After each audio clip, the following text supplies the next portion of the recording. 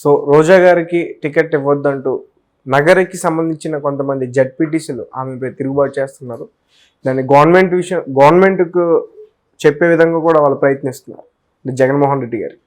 So దాని గురించి ఇప్పుడు టికెట్లు ఇవ్వడం అనేది జగన్మోహన్ రెడ్డి ప్రైవేట్ వ్యవహారం, పార్టీ వ్యవహారం. ఈ జెడ్పీటీసీలు ఆ పార్టీ తరఫున మీరన్నట్టు గవర్నమెంట్ పోస్ట్లో ఉన్నారు. వీళ్ళు చేయాల్సిన పని ఏంటి? జెడ్పీటీసీలు అంటే వాళ్ళ ప్రభుత్వానికి సంబంధించి ఏమైనా నిధులు రావాల్సి ఉంటే అవి చూసుకోవటం, అవన్నీ చూసుకోవాలి మామూలుగా అయితే.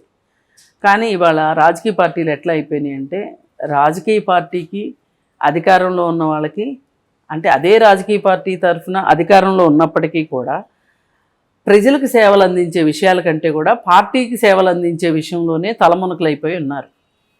వీళ్ళందరూ ప్రజాప్రతినిధులు కదా. ఈ ప్రజాప్రతినిధుల పని ఏంటి? ప్రజలకి ప్రతినిధులుగా ఉండటం. కానీ పార్టీ ప్రతినిధులు కాదు వీళ్ళు, పార్టీ ప్రతినిధులు అయిపోయారు.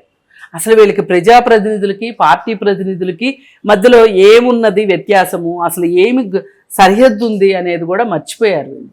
అంటే వీళ్ళు పూర్తిగా రాజకీయ పార్టీలకి బానిసలు అయిపోయారు. వీళ్ళు ప్రజలకి బానిసలుగా ఉంటామని చెప్పిన వీళ్ళు పార్టీలకు బానిసలు అయిపోయారు. దానిలో భాగంగానే చూడాలి దీన్ని. అంటే మరి ఇక రోజా విషయం దగ్గరకు వచ్చేసరికి, రోజా పలుకుబడి మసకబారింది, ఆమెకి అంత పలుకుబడి లేదు, ఆమె ప్రతిష్ట అయిపోయింది అనే ఉద్దేశంలో ఆ సంగతి రోజాకి అర్థం కాలేదు, కానీ పార్టీకి బాగా అర్థమైంది. అర్థమయ్యి పార్టీ టికెట్ ఇవ్వదలుచుకోలేదు ఈసారి. ఈ మధ్య దాకా కూడా ఇస్తారు అన్నారు, కానీ ఇచ్చే ఉద్దేశంలో పార్టీ ఉన్నట్లు కనిపించట్లేదు. అసలు ఎప్పటి నుంచో ఆవిడికి పెద్దిరెడ్డి రామచంద్రారెడ్డికి వర్గపోరు నడుస్తూనే ఉంది. ఎప్పటి నుంచో ఆయన శత్రువుగానే చూస్తున్నాడు ఆవిడ్ని, సొంత పార్టీలో కూడా శత్రువుగానే చూస్తున్నాడు రోజాని. ఎప్పుడు సమయం వచ్చినప్పుడు చూద్దాము, తొక్కుదామని చెప్పి చూస్తూ ఉన్నాడు. ఆయనకి ఇప్పుడు ఎలక్షన్లప్పుడు సరైన సమయం వచ్చింది. అంతకుముందు కూడా కొంతమందిని తన వర్గం ప్రజల చేత ఆమెకి ఆ నియోజకవర్గంలో సహాయ నిరాకరణ కూడా చేపించాడు పెద్దిరెడ్డి రామచంద్రారెడ్డి. ఆ విషయాలు బయటకు వచ్చినాయి, చాలా బయటకు వచ్చినాయి. పెద్దిరెడ్డి రామచంద్రారెడ్డి ఎందుకు చేశాడు ఆ పని? ఆయనకి పెద్దవాళ్ళ దగ్గర నుంచి ఆశీస్సులు ఉన్నాయి. పైన ఎంతైనా మగవాళ్ళు ఎక్కువ కలిసి ఉండడానికి అవకాశాలు ఉంటాయి. ఏ మందు పార్టీల్లోనో, ఎక్కడో ఏ పేకాట క్లబ్బుల్లోనో, ఎట్లయినా మగవాళ్ళకు ఉన్నంత మగవాళ్ళు రాసుకుని పూసుకుని తిరిగినంత మగవాళ్ళు తిరగలేరు కదా. అందుకని ఈ విషయంలో స్త్రీలకు అన్యాయమే జరుగుతూ ఉంటుంది. అంటే తాగే విషయంలో, పేకాడే విషయంలో అని కాదు, వాళ్ళ సమీకరణాలు వేరే జరుగుతూ ఉంటాయి. వీళ్ళ సమీకరణాలు చాలా పొదుపుగా ఉంటాయి వీళ్ళ సమీకరణాలు. సరే, ఏదేమైనప్పటికీ కూడా ఆమెకు అక్కడ వర్గపోరు నడుస్తూ ఉంది. ఆ వర్గపోరులో భాగంగానే ఇప్పుడు జెడ్పీటీసీలు వీళ్ళందరూ కలిసి ఆమెని వ్యతిరేకిస్తున్న విషయం. అంటే అందరూ కలిసి వద్దు అంటే గనక ఆవిడికి టికెట్ రాకుండా పోతుంది. ఈ టికెట్ రాకుండా చేయడం వెనకమాల పెద్దిరెడ్డి రామచంద్రారెడ్డి ఉన్నాడు. పెద్దిరెడ్డి రామచంద్రారెడ్డి మాట జగన్మోహన్ రెడ్డి వింటాడు. పైగా ఈవిడ మాట్లాడిన బూతులకి, ఈవిడ మాట్లాడిన మాటలకి, ఈవిడ హావభావాలకి, ఈవిడ చేష్టలు అన్నిటికీ చూసి జనాలు కూడా మొహం మత్తిపోయి ఉన్నారు. అందుకని ఇప్పుడు కొత్త మనిషి ఎవరో, కొత్త ముఖం కావాలి. ఇక్కడ ఈవిడని చూసేశారు, అయిపోయింది. అందుకని కొత్త ముఖం కావాలి. కానీ నీకు టికెట్ ఇవ్వట్లేదమ్మా అని చెప్తే ఆవిడ ఊరుకుంటుందా? ఊరుకోదు. అందుకని వాళ్ళు వద్దంటున్నారు, వీళ్ళు వద్దంటున్నారు అని చెప్పి ఆవిడకి టికెట్ ఎగ్గొట్టడానికి ఇది ఒక పథకం రెడీ చేసుకున్నారు. అంటే ఒక్కొక్క నియోజకవర్గానికి సంబంధించి ఒక్కొక్క పథకం. ఇప్పుడు ఉన్న మనిషికి ఇవ్వాలి అంటే టికెట్ వేరే వాళ్ళు అడుగుతుంటే వాళ్ళకి ఎలా సర్ది చెప్పాలి?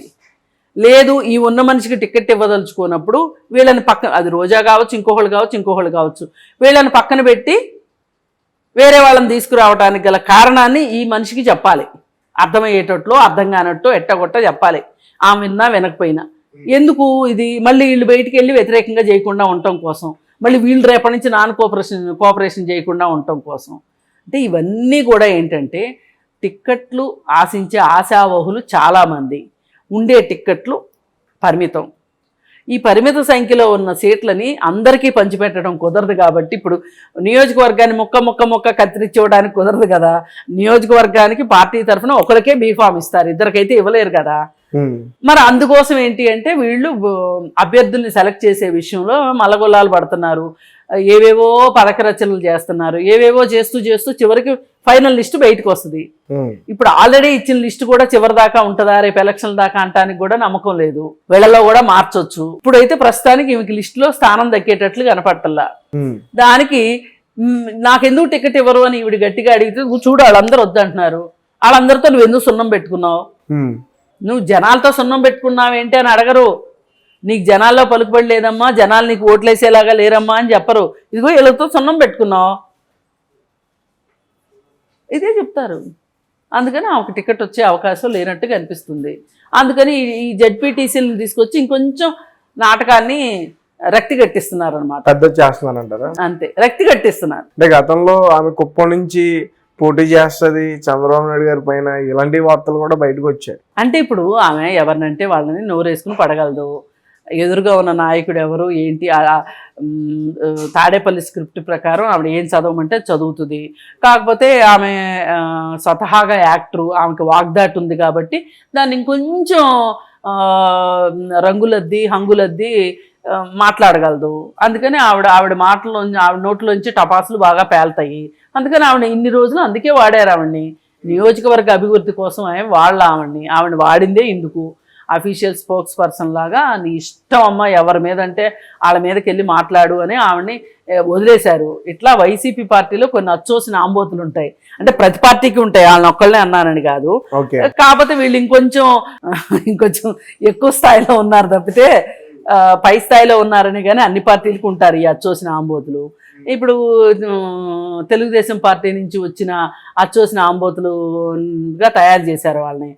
కొడాలి నాని కావచ్చు, వల్లభనేని వంశీ కావచ్చు, ఈ రోజా కావచ్చు, ఇంకొకళ్ళు నోరు తెరిస్తే వీళ్ళే మాట్లాడతారు. పైగా సొంత పార్టీలో ఉన్న అచ్చోసిన ఆంబోతులు కొన్ని ఉన్నాయి, అజోగ్ రమేష్ అని, అట్లాంటి వాళ్ళు. వీళ్ళందరూ విరుచుకుపడుతుంటారు రెండో వాళ్ళ మీద. ఎందుకు విరుచుకుపడుతున్నారు అసలు వాళ్ళకి కూడా గుర్తుంటుందో లేదో, ఏం మాట్లాడారో ఏంటో కూడా ఉండదు.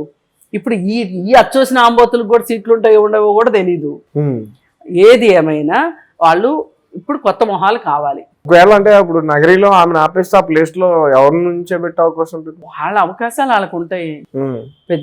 పెద్దిరెడ్డి రామచంద్రారెడ్డి వర్గానికి సంబంధించిన మనిషిని ఎవరికో ఇస్తారు. ఒక నియోజకవర్గం తర్వాత అధికార పార్టీలో ఎంతమంది పోటీ పడతారు?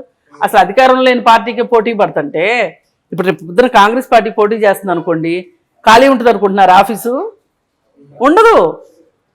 ఆశావాహులు ఉంటారు, గెలుస్తామా గెలవమా తర్వాత అదృష్టాన్ని పరీక్షించుకున్న తర్వాత సంగతి ఏదైనా కానీ, ఓటమో గెలుపో. మీరు అన్నట్టుగానే టికెట్ ఇవ్వకపోతే రోజా గారు అక్కడ ఇండిపెండెంట్ గా పోటీ చేస్తే గెలుస్తారంటారా? ఛాన్స్ లేదా? జనాల్లోకి వెళ్తే కదండి, జనాలకి ఏమైనా చేస్తే కదండి. ఏం చేసిందని ఆవిడ గెలిపిస్తారు ఇండిపెండెంట్ గా పోటీ చేస్తే? చాలా చేసిన వాళ్ళని ఇండిపెండెంట్లుగా గెలిపించడమే చాలా కష్టం. ఇవాళ ఎలా ఉంది ఎలక్షన్ అంటే, ఒక్కొక్క నియోజకవర్గాన్ని ఎన్ని కోట్లు ఖర్చు పెడుతున్నారు. ఆమె దగ్గర అన్ని కోట్లు ఎక్కడి నుంచి వస్తాయి? పైగా గెలుస్తామో తెలియదు అనుకో. అంత తెలివి తక్కువదైతే రోజా అంత తెలివి తక్కువదని అనుకోను. ఇప్పటికి సర్దుకున్నదేదో సర్దుకున్నాము, శేష జీవితం హాయిగా గడిపేద్దాము, నా జబర్దస్త్ నాకు ఉంది, అవసరమైతే 4 సినిమాలు తీస్తాను అనుకుంటుంది తప్పితే ఆమె అన్ని ఆటపోట్లు చూసింది. ఇప్పుడు అంతలా ఉండి సినిమా ఇండస్ట్రీలో కొంతమంది వ్యక్తుల పైన విమర్శలు చేసింది, మళ్ళీ ఎలా వస్తుంది అంటారు సినిమా ఇండస్ట్రీకి? బ్రహ్మాండంగా వస్తారు.